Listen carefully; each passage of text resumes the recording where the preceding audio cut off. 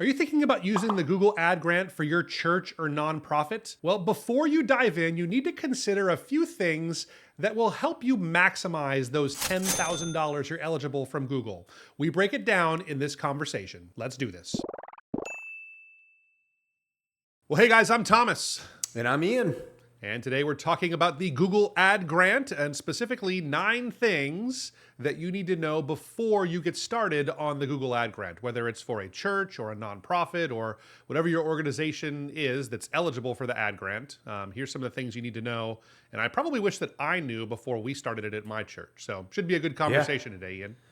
Yeah, that may sound like a lot of things, but it is a very detailed thing, the Google Grant, and there is a lot that, when people hear about it, they get excited, but there's a lot that goes into it and a lot you have to consider ahead of time, so this should be helpful. Yeah, it should be. So a little bit about our background in this. So you and I, we started doing the Google Ad Grant for churches specifically before just about anybody else. We've been doing it for like 8 years now or so. We've been managing Google Ad Grants for churches. Right now, we're serving about 175 organizations, managing the Google Ad Grant for them. And I guess a few things that you and I can just kind of get out there at the beginning is that it's not the same thing that it used to be. Right. I started using the Google Ad Grant personally around 2014 or so. And had very good results with, honestly, very little effort. Like if we put the amount of effort out today that we used to put out those 11 years ago for the Google Ad Grant, we would get basically 0 clicks. It is just, and we'll get into some of the reasons why that is in this conversation here, but it is not the same that it used to be. And so I think that if you're going in with old or out-of-date information and these don't know these 9 things, that's the thing you'll find is that you might be able to get it, but the actual value of it to your organization will be negligible, if anything at all. We want to kind of put you out of your, or save you some of that heartache and things that you might experience if you just kind of went in blind. And I think these 9 things, our team, we kind of came up with them together, and I think it should be helpful for most people that are interested in the Google Ad Grant. So absolutely. Should we dig in? Yeah, let's dig in. And it is definitely still something that many churches and church leaders are interested in, and that many still don't know about this grant to this day, even though it's been out well over a decade. So, but let's dig in, Thomas. Ian, why don't you just now that you say that, give us what is the short version of what is the Google Ad Grant? So if for someone, if they're in that category and you're watching this video and click on the title, and don't know what it is, what is it? So this is a grant that Google provides for nonprofits, specifically 501c3s mostly, but valid nonprofits, let's put it that way. And it is a grant for $10,000 a month for Google Ads. So when I say to be applied towards Google Ads, it's not money for anything else. It's not physical money. Can't go towards a new roof for your church building. There are other grants that do that, but this is specifically for Google Ads. And what it is it's Google's way of giving back. Google's not a Christian company, but this is their way and their immense success of giving back to organizations that are bettering their communities, which nonprofits typically do that. And so, that's what it is, but it is $10,000 a month towards Google Ads. So, Awesome. Yep. Yeah, that's good. So and for those that we are should in the dark, get in. First, I guess. So the first qualifying thing is the first thing is you have to qualify. Put it that way. Yeah. So most churches do, right, Thomas? Yep. Yeah, I think most churches do. So really, the big hurdle for most organizations is your nonprofit verification. I do know that this is a podcast that goes out globally. So there's people all over the world that hear this. And the good news is that in the vast majority of the world, the Google Grant is available to nonprofits. How you prove yourself to be a nonprofit is different from country to country. So we speak primarily to an American audience. So here in the United States, you typically need a 501c3 status, or you need to be an organization under a parent organization that has 501c3 status. So my church, for instance, would fall into that second category where we don't have our own 501c3. We are a part of a denomination that has a parent organization that is a 501c3. We're under them. We have our own $10,000 a month Google ad grant at my church here. So, Right. so that's the primary qualification criteria. It is different in England. It's different in Canada. It's different in Japan. We looked through the entire list. It's easier to say countries where you can't get the grant. Right. And the big ones right now are places like North Korea and Russia. I don't suspect we had a lot of North Korean audience members out there in our listening to or watching our podcast here. We have had some people in Russia over the years that have been a part of our Reach Right podcast. So unfortunately, I think just because of geopolitical situations, it's not available there now. There's a few others, but I think the vast majority of our listening audience, there are ways you can get this grant for your region there. So beyond that, there's a few other qualifications. The other, I guess, one is you have to be a nonprofit that is not specifically, and there's some workarounds for this first one, not as much for the second one, but you technically can't be a school. But a lot of times, if you're a school that is under the parent organization of a church, so like a Christian school or a Catholic school, we have seen those be able to get approved for the Google Ad Grant. But if you're a standalone school and that's what you do, you will not be approved for it. Also, if you're a medical nonprofit, you're not eligible as well. So.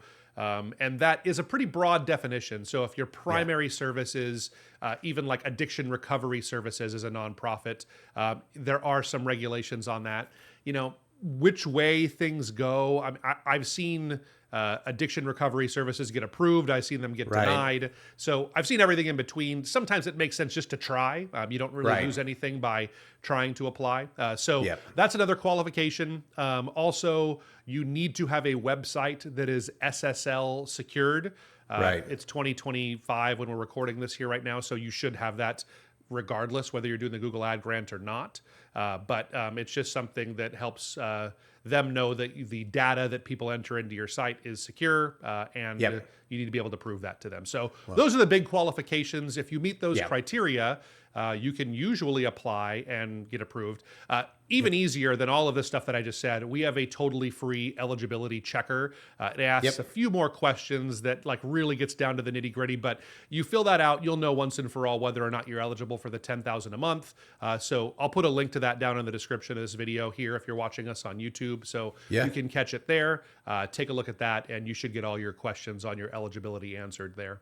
Yeah, no, that's good. And once you have it, the next thing is you got to know that there's going to be a lot of, maybe one way to say it is strict rules. There's going to be rules that you must follow, put it that way, when it comes to the Google grant. So a lot of times, this makes sense to some people. When I've talked to people about this, they're like, well, yeah, we have other grants, and we know whenever it's a grant, there's going to be things you got to adhere to and follow. Same thing with this. It could be a little more detailed with this since it's kind of a marketing, technical-based type grant. But what are some of these rules, Thomas? Yeah, so the biggest rule, and I will say this it's shifted over time. So if you put this question into Google, you'll probably get all kinds of different answers. They'll say things like, you have to spend under $2 per click. You have to set a maximum there. That is a rule that existed a while back. It doesn't exist anymore. So, what it was is different from what it is today. But as of today, we're recording this in April. This will go live, I think, in May of 2025. So that's what the rules are as of now. The biggest one is you need to maintain a 5% CTR rate. Now, what is CTR? It's your click-through rate. So what this means is when Google shows your church or nonprofit's ads, 5%, 1 out of 20 people need to click on it every time that it's shown. So this is a way that it is displaying like that the ad actually matches what people are looking for.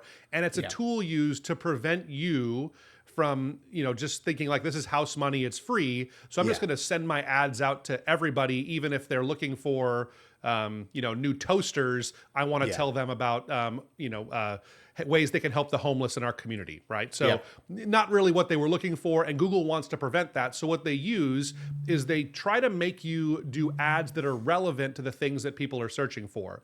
So someone searching for soup kitchens in Austin, a relevant ad might be about your homeless ministry that you have at your church. But someone that's looking for new size 9 Nike Air Jordans probably wouldn't be interested in that same content. So that's the big kind of lever that they pull to make sure that you stay in bounds on things, is getting at least 5% of people that see your ad to click through it.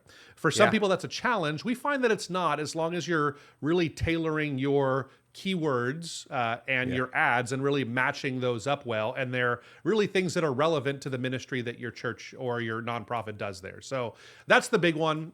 There are some other kind of regulations and rules on things to stay compliant, but in my experience, that's been the big one. Another one is that you have to get into your account monthly. They're looking for some kind of shift. So some people think it's like a set it and forget it kind of an approach. I can set up my ads and then just leave it. But no, they'll want you to at least on a monthly basis get in there, make some changes to your account, add keywords, add new ads, put in new landing pages, do those kinds of things. So they just want to make sure people are actively using it, is kind of the criteria there. Yeah, that's a good way to put it. So it has to be actively used for sure and managed. So, and these things change. We've seen too, like their policies, procedures, that one's the biggest one, the click-through ratio, but there's a lot to keep up with it ongoing. Now, this next thing here that I think it's very important. I've seen so many pastors, ministry leaders, or just leaders of nonprofits overlook this next one. That's that you really, for this to work, this Google grant, you got to have a solid website. This is probably the biggest linchpin of the whole conversation here today. That's a good way to put it. Yeah. This is what this is the thing that separates successful ad grant campaigns from unsuccessful ones, and it's really like there's nothing in this conversation I think that'll matter more today. Now, this didn't used to be the case, but this is the way it is now. A solid website. By that, we don't just mean it looks good. Right. I've seen lots of really great looking websites, just beautiful, great photography, loads video, fast. all of that, And all that stuff does need to happen too. If your site loads slowly, you will not get results on the grant too. So all of that is important. But the biggest pitfall that I see when it comes to this statement is content on your site. Like, you need to have content. And not just any content, it has to be content that matches what people are searching for and what your ads are talking about. So what you cannot do is you cannot figure we want to help people in our church, let's say, with those that are struggling with their marriage. They're looking for marriage advice. We offer marriage counseling at our church, or they can do pastoral counseling here. So if someone searched for topics around marriage, I want our ads to show up and let them know we have counseling. Now, you can do that, but the issue is you need to have content on your church website, in this case, that matches that. So for that to work, you can't just send them to a general page that talks about, your pastoral care initiatives, or even just your contact page and hope that they fill out, or certainly not just your home page of your church, right? Yeah. Because what Google is looking for is content on there that matches what the person is looking for. So if you want to have ads like that be successful, you need to you actually create a page on your church website that talks about your counseling services, specifically marital counseling, premarital counseling, trouble, divorce counseling, those kinds of terms.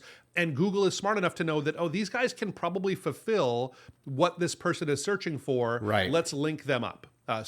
When you do this, that's what we're talking about when we say making a solid website. So for most nonprofits, you have a very narrow set of kind of on-ramps that people choose. So it's visiting on a Sunday. And so most churches will rank for search terms like church near me or churches in my city, but they have a hard time ranking for things like parenting solutions, because they don't have content on their site dealing with parenting solutions. So that's correct. I hope that all makes sense. That's really, if you get nothing out of this episode, I think this would be the primary thing to take away, is you need to have solid content on your Content, yep. website that matches what people are searching for. And good landing pages, as you indicated. Another example would be if someone's looking for prayer. I always ask the question to a pastor or ministry leader, do you think it's good for them to just go to your homepage? Or if someone is clicking on an ad to receive prayer, would they be better off going to a prayer landing page, which talks about what prayer means and what to expect if they fill out a form? And of course, every answer I get is, oh yeah, that'd be much better. We need to have that. So absolutely. So there's another good example. So this next one may seem broad, Thomas. It's you need to have a strategy. That does seem just a broad. Okay, yeah, sure. These are ads. We need strategy. Is there a specific one we're thinking of when it comes to that? Yeah. So this is actually, there is one I'm thinking of that has been a big shift that as of the beginning of 2025, Google has started to allow us to do a new kind of campaign.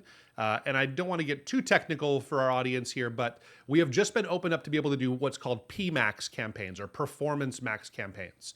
And what this does is rather than just the standard search network where your ads appear when people search for specific keywords, which is still the bread and butter, I think, of these campaigns, it also lets you do things on basically the Google network, and it lets Google decide if it can show your ads to people that are maybe not even searching for something, but they think would be good candidates to see your ads. So what it lets us do is pretty cool, is you can now upload graphics, photos, videos, other headlines, and Google will start to use it to be able to make some adjustments and things on there. So it will show your ads to new people. So we are just experimenting with this now. Just like everything else with the Google grant, you'll get better results if you're actually paying real money for it.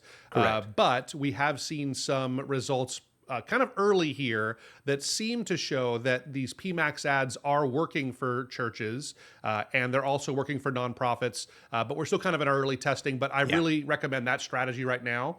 Try it out. See if you get some results with PMax there. That's good. That's good. So this next one, I get this question all the time, are these like meta ads? Do they work like social media ads? And these are different, correct? They work quite differently, right? Yeah, I think a lot of nonprofits have experience with social media ads. Let me tell you the big difference between the two. So social media ads target your audience based on demographic, and search ads target based on intent. What they're looking for. So with a search ad, you have less control over, what kind of person is going to be shown your ad. So it's not always going to be, people that are in this exact age range, and you usually don't, based on gender. You can do those things, but that's less valuable because these people actually typed in churches near me in this case, or soup kitchens in Austin, or whatever it would be, right? Whereas with a social media ad, you're more looking for people that are in a certain demographic that seems like your target audience. So for a church, for instance, you're looking for, we want to reach young families. So there's the targeting on Meta is so specific. Like you can target mothers of preschoolers, for instance. And this is great for doing social media ads for events specifically. So if you have an Easter egg hunt at your church, or we used to use this for our Halloween party that we would do at our church where we'd invite the whole community in, but it didn't make sense for me to send ads to 65-year-old men for our Halloween party, because they're not really your typical person that's going to get dressed up and come out to your Halloween party that's really made for kids. But it made a lot of sense for us to target moms that had kids between 2 and 10, and we could spend all of our budget right on that there. So that's the big difference when you think about it, but each has their own strength and weakness. But I would say that search ads are valuable because they have very high intent. If someone's typing in church in Austin, they're probably looking for a church in Austin. They're probably looking to get connected or have something that you can help them with, which makes it so valuable. Yeah, that's good. And the Google ads, I get this question too. They're text-based. There's nothing graphic about them or anything like that. It's just the way that the Google search platform works. Now, once they click from there and go to your website, well, there you can have some good imagery, accompanied graphics, video, photos, all of that. So that's one thing to keep in mind. That's mostly true. I will say that that PMAX thing I was talking about before, that does change the rules a little bit. So there are that's right. It is some ways you'll show video and images and those kinds of things. But again, that is still very early right now. We're still waiting. Yes. Yeah. And it's still only a fraction of the volume of what we're seeing with normal search ads. But generally speaking, what you're saying is true. Yeah. And this next one here is often overlooked, that the grant it's a very competitive thing. You mentioned at the very beginning of this podcast that it's different than it was 7-8 years ago. Things have become more competitive, and you're also competing with other paid ads too, right? Yeah, you're definitely competing. And not only that, you're getting, I think, paid ads. There's evidence. Google's kind of coy about this stuff here, but I think there's evidence that they are giving preference to paid ads. I can't think of any other solution as to why.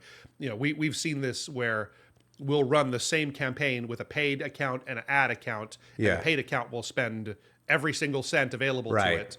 If I put $10,000 into a paid account, Google would find a way to show our ad $10,000 worth. So, with the ad grant, there's some challenge that comes with it. So there's definitely some limiting factors there.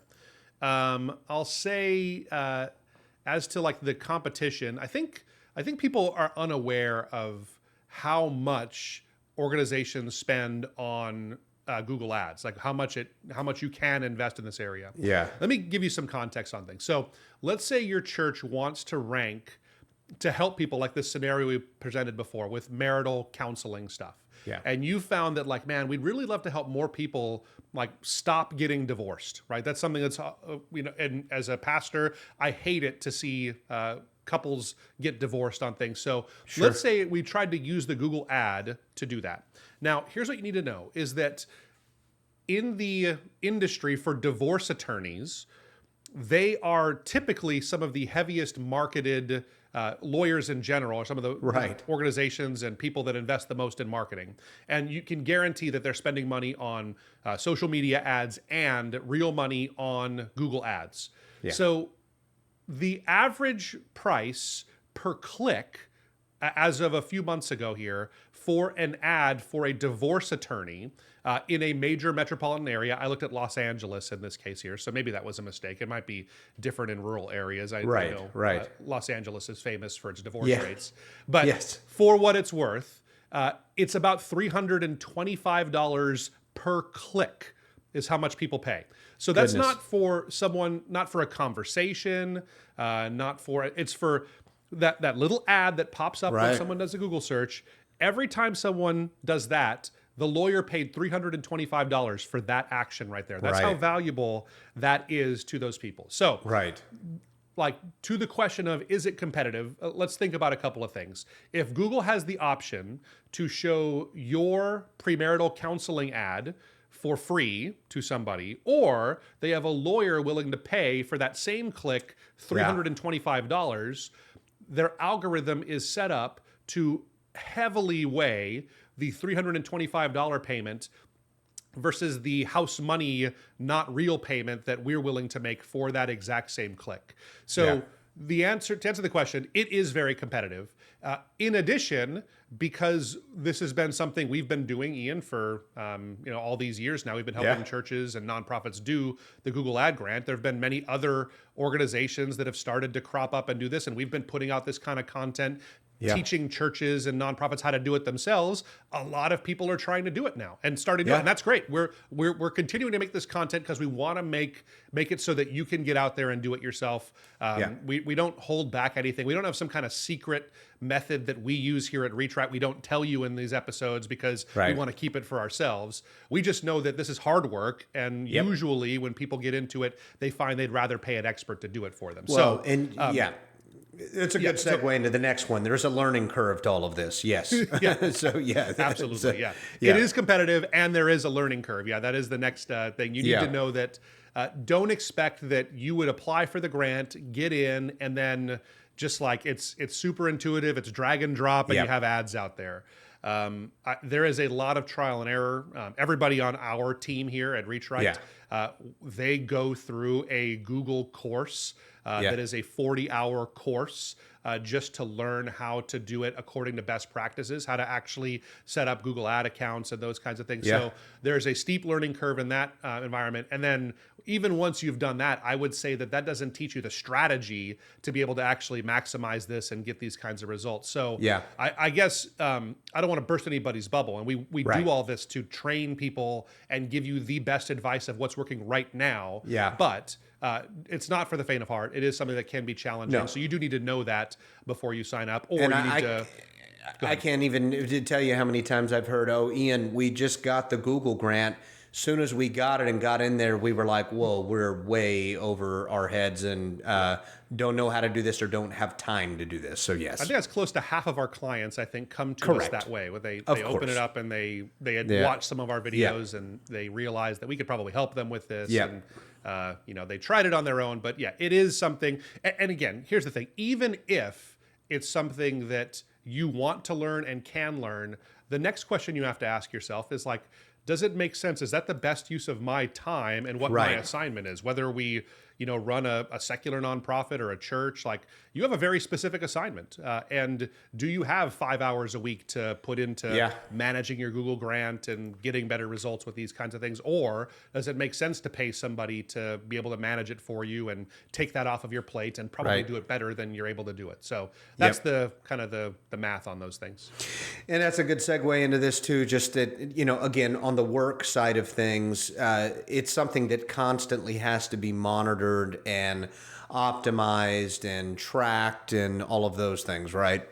Correct. Yeah, I think it's something that's really important that you're watching this. That is really if we have a secret sauce, what it is that we're constantly looking at our Google ad accounts and seeing what's working, what isn't, eliminating what isn't working and doubling down on what is working. That's right. And the way you do that is through using analytics. You look at Google Analytics or other tools that we use to measure things and take a look and see like what ads are working or what keywords are getting the best results for this kind of an organization and what content on landing pages tends to do best for these kinds of people. And so it's constant tweaking and adjustments. That's why, just in addition to Google banning you, like that's why the set it and forget it approach doesn't work. You have to be continually adding to it and making changes because other people are, and they'll start to outrank you in these areas if you don't regularly make these kinds of changes here. So correct. It just takes real work. That's good. And the last thing, and I think it's good we're ending with this because it's something that I preach constantly to every pastor ministry leader, is that this takes time to see results, right? I mean, because again, a lot of times, and there are some marketing efforts out there that you can see short-term results, and those marketing efforts are designed for short-term results. Not this marketing plan. Yeah, that's well said. I think that if you're going into this with a short time horizon, like especially, I think sometimes people think, hey, let's get this grant for this big push that we're doing. Or like, right before Easter, which we're coming Right before Easter. Like Easter's coming up, let's get the grant and use it for Easter, right? Right. It's not great at that. Like that's not really what it's designed to do. It's designed more to be a ongoing trickle of people that are looking for content that you can help them with. So that's the way you have to think about this kind of thing. It is not, I'll be just kind of totally honest on things. Like here at Reach Right, you have up to $10,000 a month that you get. Our typical client in month one probably sees just under $1,000 in ad spend that first month. Now, does it go up from there? Yes. Like it's something that we're doing a lot of testing. We're trying to make adjustments and make sure it's really tailored for your specific area. But the goal is to get to $10,000, but that doesn't happen the first month in almost any cases. There's a few exceptions where we've seen that, where you just turn it on and there's just such a volume for this specific thing, or the website is so solid and the content is so great that it just works. But that's not the norm. So generally, I'd say that it takes about 6 months to get up to like critical mass. But even after that, I've seen someone that's been doing it for 2 years typically has much better results than someone that's been doing it for 6 months. So it is something that I think if you're thinking about it, it's probably not even worth doing if you have less than a 1 year time horizon on Yeah. things. Yeah. That's kind of our thinking on things. That's And then why we've seen set things up that way. most churches and nonprofits, see better results for longer than a year of utilizing it well. Yeah. Absolutely. Yeah. No, it continues to go up from there. Yeah. I've done it since 2013 or 14, I think. And so our results continually went up. And there's been a lot of hiccups along the way because Google makes a change. And this is one thing that's constant with Google is they will change the rules of the ad grant. So expect that. That's going to happen. But in the end, I think have a long-term time horizon. Don't do it for a specific event or one big push. You're better off doing social media ads for those kinds of things. Think of this as more of an ongoing brand play that builds up your organization as a whole. So good way to put it. Good way to put it. Awesome. I hope this has been helpful for you. These are the 9 things that you need to consider before you do the Google Ad Grant. If it has been helpful for you, it would mean a lot to me if you would hit that subscribe button. I'm going to leave a link if you're watching the video here to a video we did explaining exactly how I would set up the Google Ad Grant right now. So that's going to be right up here. Thanks for watching, guys, and we'll see you next time. See you.